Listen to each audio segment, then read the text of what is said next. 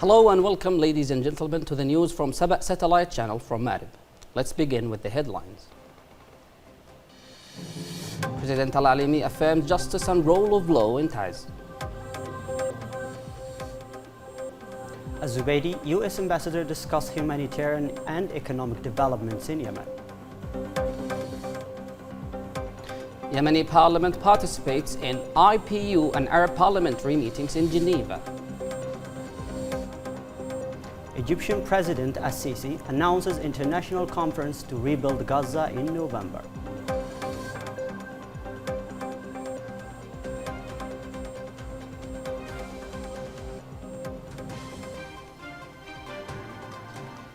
Welcome once again, and here are the details. President Dr. Rashad Mohammed Al-Alimi, President of the Presidential Leadership Council, affirmed that justice in the case of Iftihan al-Mashhari and all other victims in Taiz is proceeding through institutional channels, not political exploitation, stressing that the state will never compromise in such cases. During his meeting at Al-Mashik Palace with Chairman of the Taiz Reconciliation and Community Peace Committee, Abdussalam Brazaz, and committee members, the President said the government has closely followed the case from the beginning, ensuring accountability and the arrest of all perpetrators under the supervision of security and judicial authorities. President Al-Alimi emphasized that Taiz represents a state-building project, not merely a security file, and that its citizens deserve stability and development as part of Yemen's broader national recovery efforts. He urged the committee to continue engaging victims' families, coordinate with judicial security bodies, and monitor efforts to remove armed groups from public and private facilities, reaffirming that true justice lies in fairness, not appearance. The President praised the people of Taiz for their sacrifices in defending the Republic and restoring state institutions, vowing continued government support to strengthen security, development, and national unity.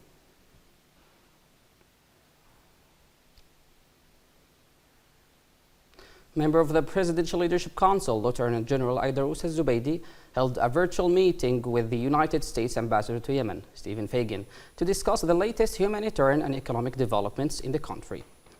The meeting reviewed ongoing efforts to alleviate humanitarian suffering, address delays in salary payments, and secure fuel supplies for power stations in Aden and other liberated governorates, as well as the Council's reform and recovery agenda supported by the regional and international partners. Al-Zubaydi commended the role of the United States and the Quartet's countries in supporting the Presidential Leadership Council and Yemen's efforts to end the Iran-backed Houthi militia's coup. He also condemned the militia's arbitrary detention of UN employees and US embassy staff in Sana'a, calling for firm international action to secure their release. Ambassador Fagan reaffirmed US support for the Presidential Leadership Council and the government's reform efforts to enable institutions to better serve the Yemeni people.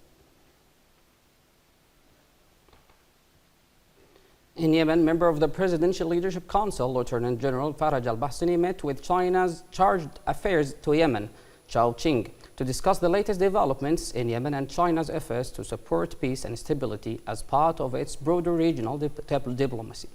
During the meeting, al-Bahsani received a letter of appreciation from Chinese President Xi Jinping in response to a message sent by President Dr. Rashad Mohammed Al-Alimi congratulating him on China's National Day. He conveyed the greetings of the Presidential Leadership Council to the Chinese leadership and people.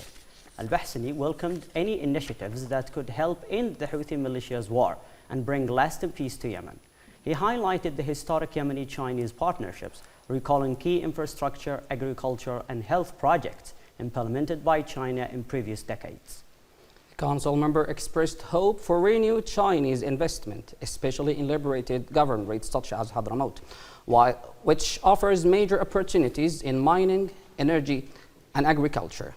The Chinese diplomat reaffirmed his country's support for the Presidential Leadership Council and the government, announcing upcoming Chinese assistance to the Ministry of Interior, including vehicles and communication equipment to strengthen security in liberated areas.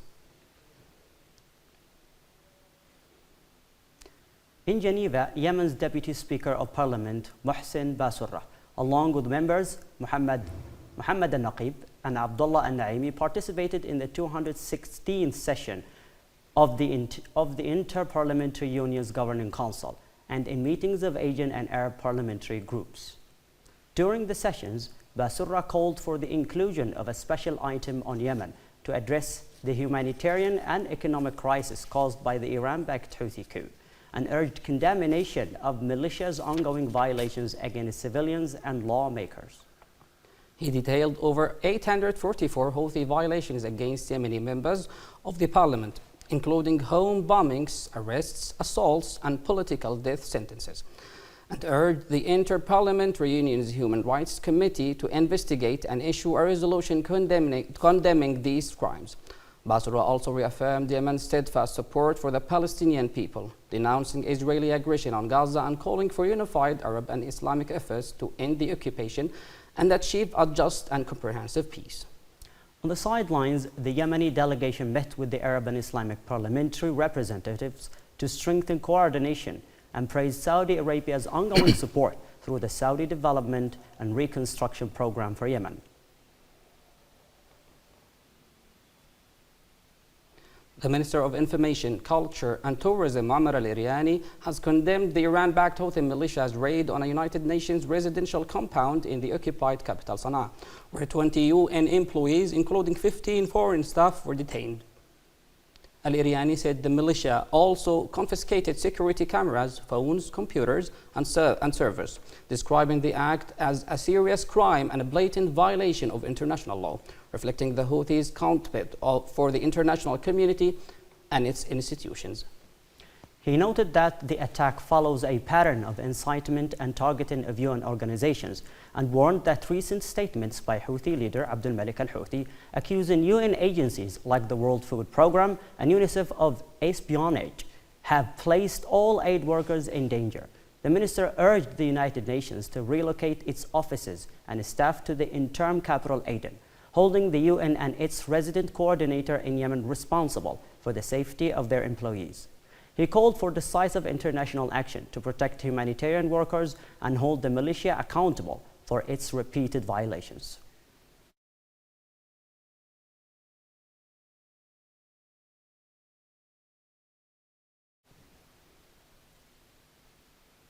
In Aden, Minister of Higher Education, Scientific Research, Technical and Vocational Training, Dr. Khalid Al-Usabi, inaugurated the second international conference on e-learning and distance education, organized by the University of Science and Technology, main campus in Aden, with the participation of academics and experts from Yemen and abroad. The opening ceremony was attended by Minister of Public Works and Highways Salim Al-Harizi and senior government officials. In his remarks, Minister Al-Wasabi praised the university's pioneering experience in e-learning and expressed the ministry's readiness to forge genuine partnerships to implement a conference's recommendations. Participants are discussing leading practices, digital learning systems, and the role of artificial intelligence, digital media, and social platforms in supporting e-learning, as well as challenges in standards for ensuring quality and sustainability in the education sector. In Geneva, Yemen participated in the 60th United Nations Conference on Trade and Development, held at the Palace of Nations, with a delegation led by Minister of Industry and Trade, Mohammed Al-Ashwal. In his address, Minister Al-Ashwal said Yemen continues to face severe humanitarian and economic challenges caused by the war ignited by the Iran-backed Houthi militia, which has destroyed infrastructure and threatened international navigation and supply chains. He noted that over 17 million Yemenis face food insecurity and 1 million children suffer from acute malnutrition, while declining revenues and rising debt are undermining the state's capacity to sustain development and social stability. Minister Al-Ashwal called for debt for development swaps, investment in sustainable growth, fair climate financing, and reforms to the global trade system that address the needs of vulnerable economies, stressing that Yemen seeks to be seen not merely as a humanitarian case, but as a nation striving to rebuild and produce once again. In a new report, the Yemeni Network for Rights and Freedoms has documented 4,896 violations and crimes committed by the Iran-backed Houthi militia against religious scholars and places of worship across Yemen governorates between January 2015 and June 2025.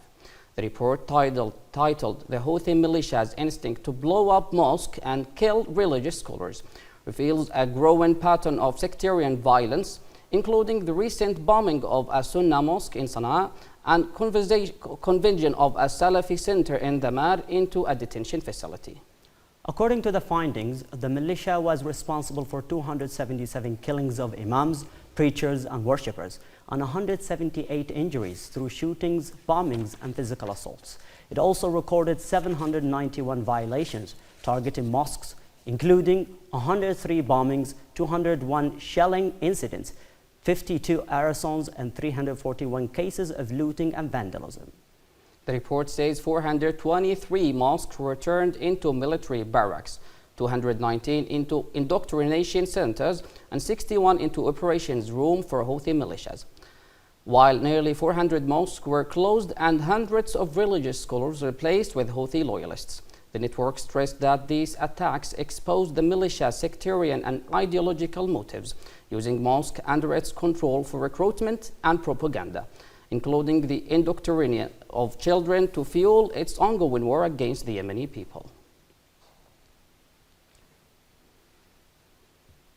In Socotra, participants in the Sustainable Climate Forum have called for the preparation of a national plan to address climate change risks in the archipelago and the creation of early warning systems to limit the effects of recurring storms and cyclones.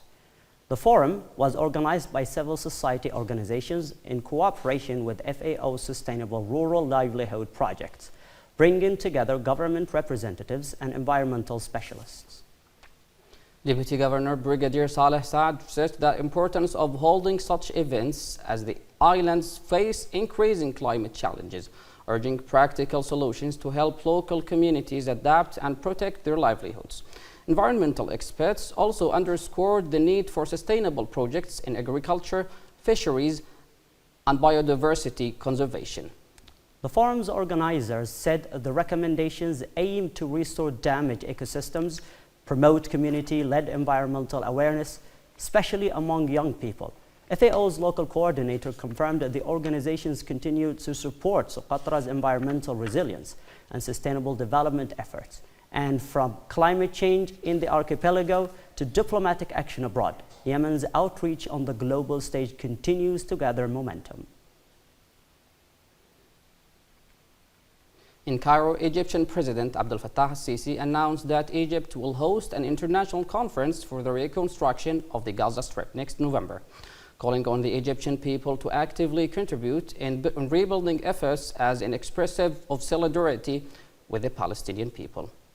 President spokesman Ambassador Mohammed Ashinawi said the announcement came during the 42nd Educational Symposium of the Armed Forces, held as part of celebrations marking the 52nd anniversary of the October War victory.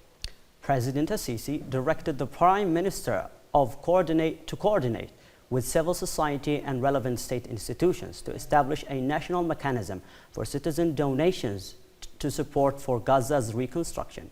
He reviewed Egypt's extensive diplomatic efforts over the past 2 years to end the war in Gaza, facilitate humanitarian aid, and mediate prisoner releases, culminating in a ceasefire agreement and the peace summit in Sharm el-Sheikh.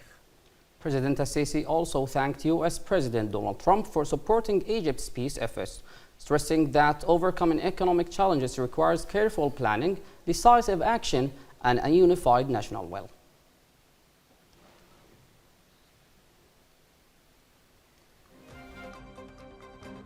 This has been the news from Saba Satellite Channel. Thank you for watching and have a good time.